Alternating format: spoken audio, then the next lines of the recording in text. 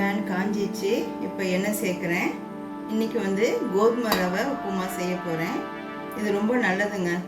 இது சுகர் உள்ளவங்க மற்றவங்களும் சாப்பிட்லாம். கொஞ்சம் ஏஜ்டானவங்க எல்லோரும் நைட்டில் இது மாதிரி செஞ்சு சாப்பிட்டுக்கலாம்.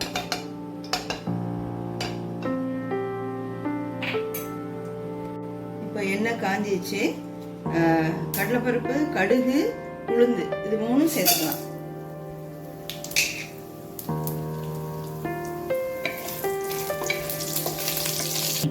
இப்போ பாருங்கள், கடலைப்பருப்பு நிறம் மாறிடுச்சு. இப்போ இந்த நேரத்தில் நம்ம வெங்காயம், வரமிளகாய், இஞ்சி, இந்த இஞ்சி போடுறப்போ நல்ல வாசனையாக இருக்குங்க. இது எல்லாத்தையும் சேர்த்து அப்படியே கொஞ்சம் அந்த வெங்காயம் நல்லா ஃப்ரை ஆகும்.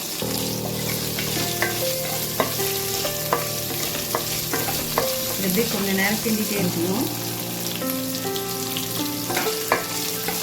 ஒரு ஈஸியான சிம்பிளான மெத்தட் தாங்க இது. சீக்கிரம் செஞ்சிடலாம். இப்போ கருவேப்பிலை சேர்த்துக்கிறேன்.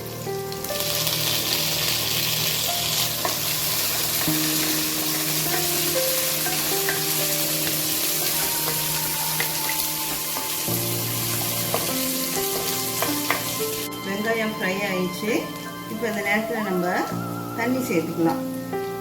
1.5 டம்ளர் ரவை செய்கிறேன். அதுக்கு 3 டம்ளர் தண்ணி ஊற்றிக்கணும்.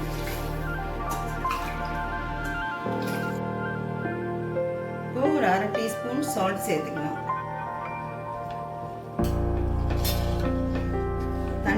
தண்ணி நல்லா கொதிக்கணுங்க. கொதிச்சிட்ட பிறகுதான் நம்ம ரவையை அதில் போடணும். கோதுமை ரவையை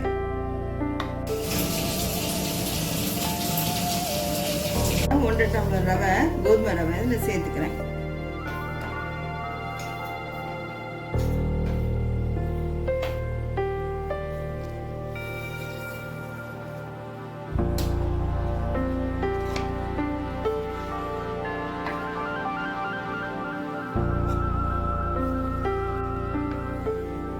கோதுமை ரவை நல்லா வேகணுங்க. அதனால நம்ம அப்படியே கொஞ்சம் கிண்டிகிட்டே இருக்கணும், இல்லைன்னா அடி பிடிச்சிடும்.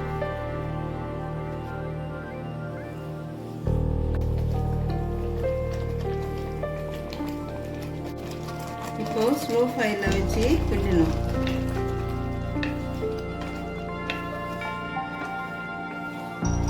மினிட்ஸ் இப்படியே ஸ்லோ ஃபயர்ல வச்சு கிண்டிகிட்டே இருக்கணுங்க. பாருங்க, தண்ணி இல்லாம நல்லா ட்ரையா இந்த உப்புமாவை கிண்டணும். அப்பதான் நல்லா டேஸ்டா இருக்கும். தண்ணி இருந்தால் நல்லா இருக்காது. அதனால கொஞ்சம் ட்ரையா இருக்கணும். உப்புமாவை கிண்டிட்டு அடுப்பு ஆஃப் பண்ணிட்டு ஒரு 5 நிமிஷம் அப்படியே அடுப்பில் அந்த சூட்லேயே இருக்கணும். அப்பதான் நல்லா இருக்கும். பாருங்க, சூப்பரான கோதுமை ரவைக்கு நார்த்தங்காய் ஊறுகாய் வச்சு சாப்பிட்டா நல்லா இருக்கும். இந்த நார்த்தங்காய் ஊறுகாய் இது முன்னாடி உள்ள வீடியோவில் நான் போட்டிருக்கேன். நீங்கள் அதில் பார்க்கலாம். இது மாதிரி வச்சு சாப்பிட்றப்போ நம்மளுக்கு நல்ல சுவையாக நல்ல டேஸ்ட்டாக இருக்கும். சாம்பார் கூட இருந்தால் கூட நீங்கள் வீட்டில் சாம்பார் தொட்டு சாப்பிட்லாம். எங்கள் வீடியோ பார்த்ததுக்காக ரொம்ப நன்றிங்க. தேங்க்யூ ஃபார் வாட்சிங்.